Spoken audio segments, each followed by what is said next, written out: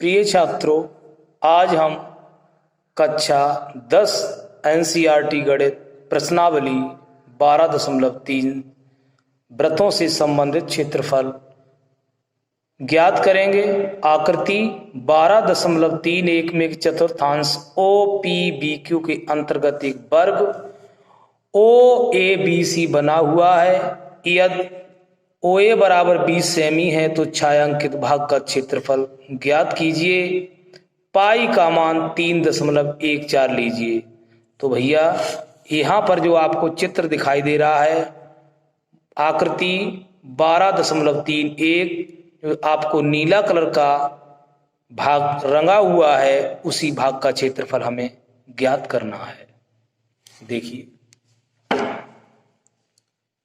यहाँ पर जो मैंने ले रखा है छायांकित भाग, बच्चों ये छायांकित भाग मैंने वो डिजाइन किया हुआ है। यहाँ पर OABC एक वर्ग है। अब वर्ग की प्रत्येक भुजा यहाँ पर 20 सेंटीमीटर दी गई है। वर्ग की प्रत्येक भुजा 20 सेंटीमीटर दी गई है। अब यहाँ पर जो कर्ण बन रहा है, तो कर्ण कैसे निकालोगे? OB बराबर निकालेंगे। OA बराबर अंडर 20 का वर्ग प्लस 20 का वर्ग, कितना हो गया? 400 और 400। अंडर रूट हमारा यहाँ पर आएगा 800। तो 800 का जब हम निकालेंगे तो 20 अंडर रूट 2 मिलेगा। जो भुजा जे है तो हमारी त्रिज्या का काम करेगी 20 अंडर रूट 2 से त्रिज्या त्रिज्यखंड चतुर्थांश है। चतुर्थांश की त्रिज्या 20 अंडर रूट 2 सेमी बनेगी। कैसे? यहां से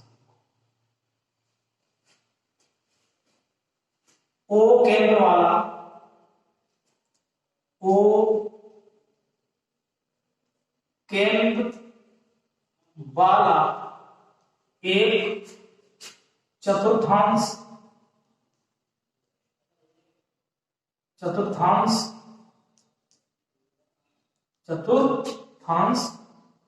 जिसकी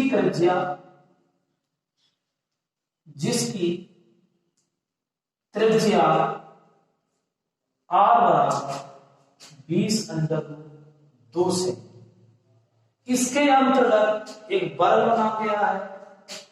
इसके अंतर्गत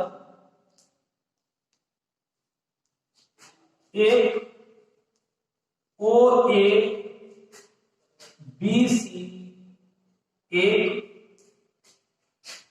वर्ग है और वर्ग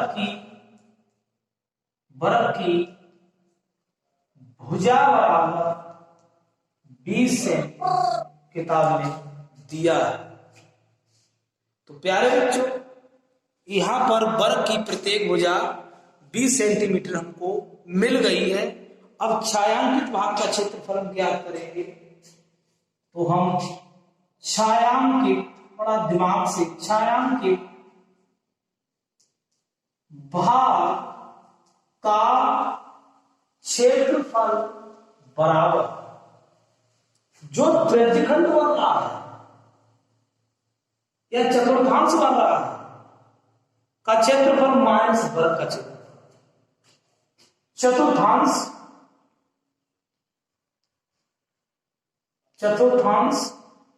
का क्षेत्रफल माइनस वर्ग का क्षेत्रफल। भैया बेटा यहाँ पर है जो चतुर्थांश इतना है, यहां से यहां तक पूरा चतुर्थांश दिया गया है और अंदर वाला भाग वर्ग। तो चतुर्थांश का क्षेत्रफल हम जानते हैं 1/4 पाई आर स्क्वायर माइनस भुजा। अब इन्होंने एक बात और कह दी कि जो पाई का मान लेना वो 3.14 लेना है। तो 1/4 पाई का मान 3.14 और 20 अंडर रूट 2 का होल स्क्वायर और माइनस के 20 का होल स्क्वायर। वर्ग की भुजा बेटा दी तो 1/4 3.14 तो 20 तो कितनी हो जाएगी 2 दूनी 4 800 कितनी हो जाएगी और यहाँ 400। अब एक काम करें हम काट रहे 4 दूनी 8 200 3.14 गुणा 200 माइनस 400 गुणा कर दीजिए भैया 00 2 चौक 8 2 एकम 2 2 तिया 6 628.00 माइनस 400 कितना बचा 228 सेमी स्क्वायर। अब मेरे प्यारे बच्चों चतुर्थांश का क्षेत्रफल या त्रिज्यखंड का क्षेत्रफल उतना ही होगा, चाहे त्रिज्यखंड थीटा का मान 90 दिया होता है। तो इसलिए प्यारे बच्चों कैसा सवाल लगा समझ में आया तो बताइए और थोड़ा हमारा मनोबल भी बढ़ाते रहिए। बहुत बहुत धन्यवाद। अगला सवाल हम 14वां और समझाने जा रहे हैं। साथ साथ में यहां पर आपको चित्र दिखाई दे रहा हो 14वां सवाल।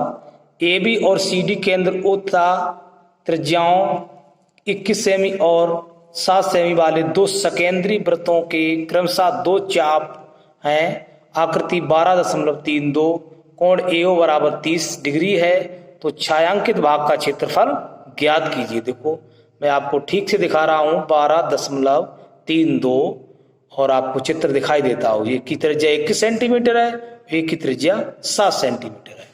तो यहां पर दो त्रिज्यखंड दिए गए हैं। कितने हैं 2 त्रिज्य।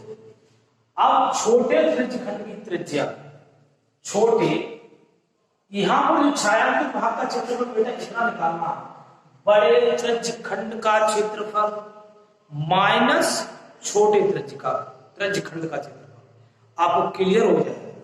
देखो ये बहुत बड़ा वाला है, इसकी त्रिज्या कितनी 21 सेंटीमीटर यहां से 21 इसकी 7 है और थीटा बराबर कितना दिया है 30 डिग्री दे दिया। कोण है इसका तो दोनों के लिए कोण 30 है। लिख लो थीटा बराबर 30 डिग्री बड़े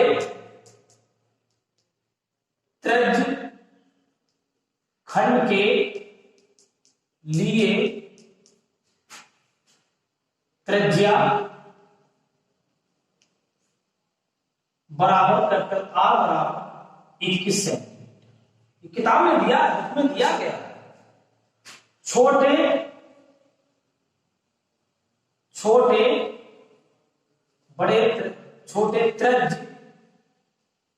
त्रिज्यखंड के लिए त्रिज्या स्मॉल आर बराबर 7 सेंटीमीटर। कोई डाउट हो बताओ भाई छोटे के लिए 7 सेंटीमीटर, बड़े के लिए 21 सेंटीमीटर और दो त्रिज्याओं से मिले हुए बने हुए खंड को त्रिज्यखंड कहते हैं। वो केंद्र वाला एक त्रिज्यखंड है। ठीक है। अब हम छायांकित भाग को निकालेंगे। छायांकित भाग का क्षेत्रफल इतना डिजाइन किया हुआ भाग है।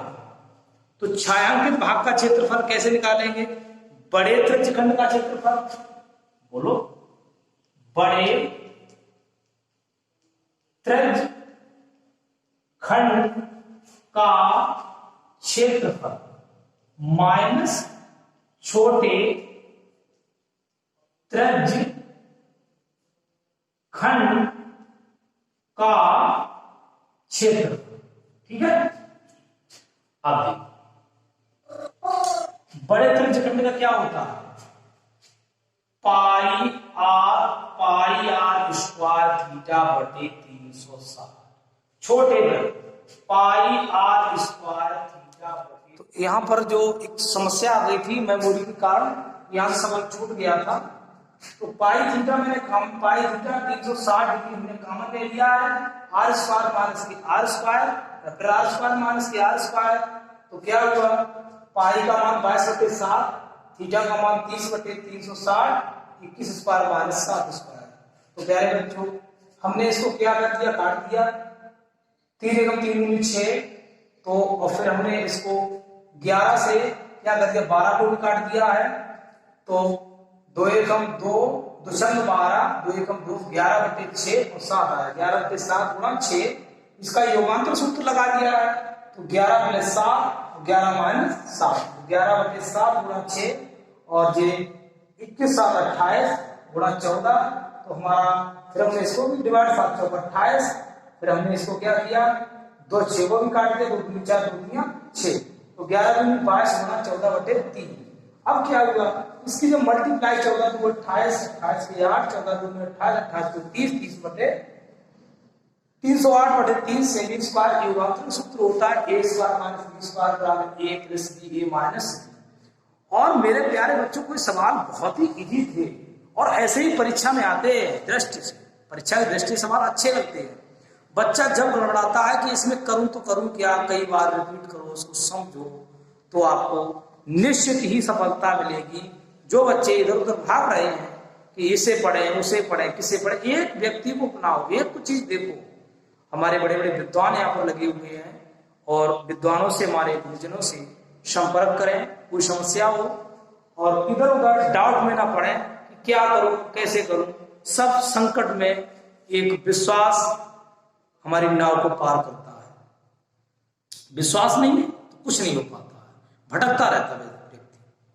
तो जैसे छायांकित की बात निकाला तो बड़े त्रिज्यखंड का क्षेत्रफल माइनस छोटे त्रिज्यखंड, और क्योंकि थीटा दोनों में एक है, त्रिज्या अलग है, इसके लिए हमने कैपिटल R नाम दे दिया, कैपिटल R, इसके लिए हमने स्मॉल r नाम दे दिया है, स्मॉल r। तो प्यारे बच्चों मेहनत करिए, रंग लाएगी। बहुत बहुत धन्यवाद, हमारा मनोबल बढ़ाती रही।